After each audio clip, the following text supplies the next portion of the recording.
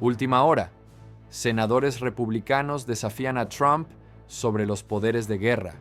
Acompáñame con atención, porque lo que estás a punto de escuchar no es normal. Soy Javier Escalante y suscríbete al canal para más contenido. No estamos hablando de la política de siempre, ni de un cruce retórico más, y definitivamente no es algo que pueda pasarse por alto. Por primera vez desde que Donald Trump llegó a la presidencia, está enfrentando una resistencia real, concreta y organizada desde dentro de su propio partido. No es teatro político, no son filtraciones anónimas, ni rumores lanzados a propósito. Son votos formales, son senadores republicanos ejerciendo facultades constitucionales. Es el Congreso diciéndole a un presidente que ha pasado su vida pública rechazando cualquier límite que esta vez no puede hacer lo que quiera. Y aquí está el punto clave. Esto no ocurre porque los republicanos hayan despertado de pronto a una crisis moral, ni porque hayan redescubierto principios olvidados. Ocurre porque tienen miedo. Y con razón. Lo que se está desarrollando en este momento es la convergencia de tres crisis constitucionales distintas al mismo tiempo. Los poderes de guerra, el uso expansivo de las autoridades de emergencia y el deterioro sistemático de los mecanismos de supervisión diseñados para exigir rendición de cuentas al Poder Ejecutivo. Cada uno de estos elementos por separado ya sería grave. Juntos, plantean una pregunta fundamental. ¿El poder en Estados Unidos responde a la ley o a la voluntad de una sola persona? Vamos por partes. Esto es lo que acaba de ocurrir. Un grupo de senadores republicanos se unió a los demócratas para avanzar una resolución sobre los poderes de guerra, una herramienta constitucional creada precisamente para impedir que un presidente lleve al país a un conflicto militar sin autorización del Congreso. No fue un gesto simbólico, no fue una votación decorativa, fue un intento real del legislativo por imponer un límite claro y ejecutable al poder presidencial en materia bélica. La reacción de Donald Trump fue inmediata y explosiva. Según múltiples reportes, se produjeron llamadas telefónicas cargadas de furia, lenguaje agresivo y amenazas directas contra carreras políticas. Entre las personas contactadas estaría la senadora Susan Collins. El mensaje, sin adornos, fue simple: lealtad absoluta o consecuencias. Pero aquí está lo distinto esta vez. La intimidación no surtió efecto. Y no funcionó porque esto ya no es una disputa partidista ni una diferencia de estilo. Es una pregunta existencial sobre si la estructura constitucional del gobierno estadounidense puede sobrevivir intacta a esta presidencia. Para entender por qué este momento es tan peligroso, hay que observar lo que Trump ha dicho públicamente, en repetidas ocasiones y sin matices, que Estados Unidos podría utilizar la fuerza militar para tomar control de Groenlandia, no como una hipótesis, no como una estrategia de negociación, sino como una opción real que, según él, está sobre la mesa. Groenlandia no es un territorio sin dueño, es parte constitutiva del Reino de Dinamarca. Dinamarca es miembro fundador de la OTAN y ha sido aliada de Estados Unidos durante más de 7 décadas. Un ataque militar contra territorio danés activaría el artículo 5 del Tratado del Atlántico Norte, que considera un ataque a un miembro como un ataque a todos. En términos simples, Estados Unidos se encontraría en un conflicto armado con sus propios aliados. El senador Chris Murphy lo dijo sin rodeos. Estamos hablando de la posibilidad de que tropas estadounidenses ataquen territorio perteneciente a un aliado bajo tratado. Eso destruiría los cimientos de la OTAN, la alianza que ha sostenido la democracia occidental durante más de 3/4 de siglo. El simple hecho de que un senador tenga que explicar públicamente por qué atacar a Dinamarca sería una mala idea dice mucho sobre el punto al que hemos llegado. Y desde el punto de vista estratégico, la situación es aún más absurda. Groenlandia alberga una de las bases aéreas más importantes de Estados Unidos para la detección temprana de misiles balísticos intercontinentales. Esa base existe gracias a la relación de confianza con Dinamarca, confianza construida durante décadas, reforzada en conflictos compartidos y sostenida por acuerdos mutuos. Una confianza que puede desaparecer con una sola declaración irresponsable. Eso ya está ocurriendo. Los aliados europeos están comenzando a comunicarse entre ellos por canales alternativos. Hay inquietud sobre el intercambio de inteligencia, sobre si la información compartida con Estados Unidos está segura, sobre si los compromisos estadounidenses siguen teniendo valor. Rusia observa. China observa. Irán observa.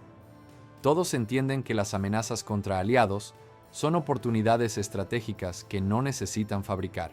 Trump concibe la política internacional como si fuera un negocio inmobiliario: territorio, influencia, dominio. Cuando la fuerza militar se convierte en una herramienta más de negociación, las alianzas se reevalúan, se diseñan planes de contingencia y se rompe la estabilidad. Por eso la votación sobre los poderes de guerra no fue teatro político, fue una intervención de emergencia, y la reacción furiosa del presidente confirmó exactamente por qué era necesaria. Ahora añadamos otro elemento. Mientras esta confrontación se desarrollaba, Trump declaró una emergencia nacional relacionada con los activos petroleros de Venezuela. Utilizó poderes de emergencia para asumir decisiones que normalmente requieren deliberación legislativa. Oficialmente, se presentó como un tema de seguridad energética, pero los hechos cuentan otra historia. La infraestructura petrolera venezolana está devastada. Recuperarla tomaría años y miles de millones de dólares. Los principales beneficiarios serían grandes corporaciones energéticas, no los consumidores estadounidenses. Y el momento de la declaración no fue casual. Ocurrió justo cuando la supervisión del Congreso se intensificaba y las preguntas sobre los poderes de guerra aumentaban. No hubo una crisis repentina. Hubo un cálculo político. Los poderes de emergencia permiten actuar unilateralmente, eludir al Congreso y evitar el debate público. Trump ya los ha utilizado para el muro fronterizo, restricciones comerciales, pandemia y ahora energía. Cada uso amplía lo que se considera una emergencia. Cada invocación normaliza saltarse el proceso democrático. Y los republicanos empiezan a entender algo clave. Los poderes que se aceptan hoy no desaparecen mañana. Los hereda el siguiente presidente. A esto se suma otro incumplimiento grave: la transparencia. Trump prometió divulgar documentos, registros y archivos clasificados. Lo convirtió en una promesa central de campaña. Meses después, esas promesas siguen incumplidas. Los plazos legales se han vencido. Los procesos están estancados. El senador Sheldon Whitehouse ha documentado fallas concretas, requisitos del inspector general ignorados, fechas límite incumplidas y supervisión bloqueada. Y aquí es donde todo se conecta. Cada vez que la supervisión aumenta, surgen nuevas crisis externas. Se eleva la retórica militar. Se declaran emergencias. Se inunda el espacio informativo. Es una estrategia conocida: saturar, distraer, agotar. Pero el Congreso no puede simplemente cambiar de canal. Tiene autoridad constitucional, y algunos republicanos están recordando que su función no es obedecer, sino controlar cuando es necesario. ¿Quién paga el costo real cuando el poder se concentra? No es una abstracción jurídica. Son familias reales. Son presupuestos ajustados. Son mercados volátiles. Son pequeños negocios que no pueden planificar cuando la política exterior se vuelve impredecible. Son aliados que empiezan a dudar. Son adversarios que aprovechan las fisuras. Los expertos constitucionales lo advierten. Normalizar poderes de emergencia y amenazas militares establece precedentes que sobreviven a un solo presidente. Los economistas señalan que la imprevisibilidad actúa como un impuesto oculto. Los exfuncionarios de defensa alertan que una amenaza, una vez pronunciada, obliga a todos a prepararse como si fuera real. Entonces, ¿qué viene ahora? En el corto plazo, más tensión, más retórica, más presión. En el mediano plazo, una prueba decisiva, si las instituciones resisten o ceden, si el Congreso mantiene su rol o es marginado, si los votantes distinguen entre espectáculo y gobierno. Algunos daños ya pueden ser permanentes. La confianza entre aliados no se reconstruye rápido. Las oportunidades estratégicas no se desaprovechan. El poder sin límites no se corrige solo. Requiere personas dispuestas a poner frenos, incluso cuando hacerlo tiene un costo personal. Esto es lo que debes tener claro. La resistencia republicana no nace de la traición, sino de la alarma. Los poderes de guerra, las emergencias, la falta de transparencia y la erosión institucional están ocurriendo al mismo tiempo. La verdadera pregunta no es quién gana el próximo titular, sino si las restricciones al poder siguen siendo más fuertes que quien lo ejerce. Esa respuesta se está escribiendo ahora, en las votaciones, en la supervisión, en las decisiones que se toman cuando la lealtad choca con la responsabilidad. La historia no juzga devoción personal, juzga quién defendió el sistema cuando estuvo bajo amenaza. Y hoy, esa amenaza proviene desde el interior del poder. Y antes de cerrar, hay algo más que no se puede ignorar. Este no es solo un momento incómodo para un presidente, es una prueba definitiva para todo el sistema. Las democracias no colapsan de un día para otro.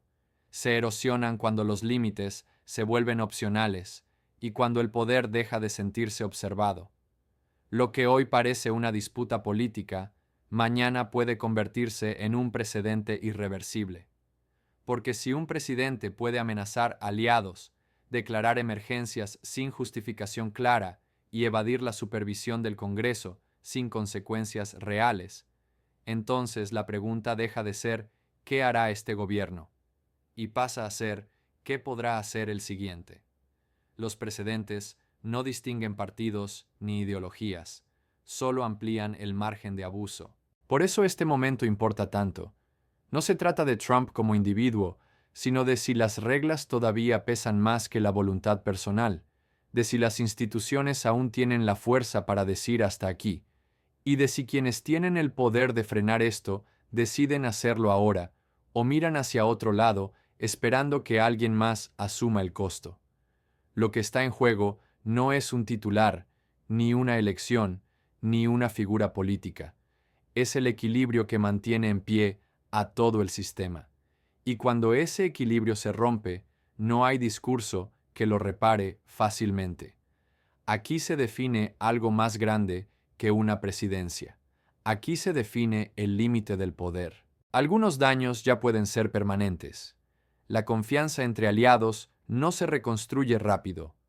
Las oportunidades estratégicas no se desaprovechan. El poder sin límites no se corrige solo. Requiere personas dispuestas a poner frenos, incluso cuando hacerlo tiene un costo personal. Esto es lo que debes tener claro. La resistencia republicana no nace de la traición, sino de la alarma. Los poderes de guerra, las emergencias, la falta de transparencia y la erosión institucional están ocurriendo al mismo tiempo. La verdadera pregunta no es quién gana el próximo titular, sino si las restricciones al poder siguen siendo más fuertes que quien lo ejerce. Esa respuesta se está escribiendo ahora, en las votaciones, en la supervisión, en las decisiones que se toman cuando la lealtad choca con la responsabilidad. La historia no juzga devoción personal, juzga quién defendió el sistema cuando estuvo bajo amenaza. Y hoy, esa amenaza proviene desde el interior del poder. Aquí es donde estamos, y aquí es donde se define el país que seremos. Nos vemos pronto.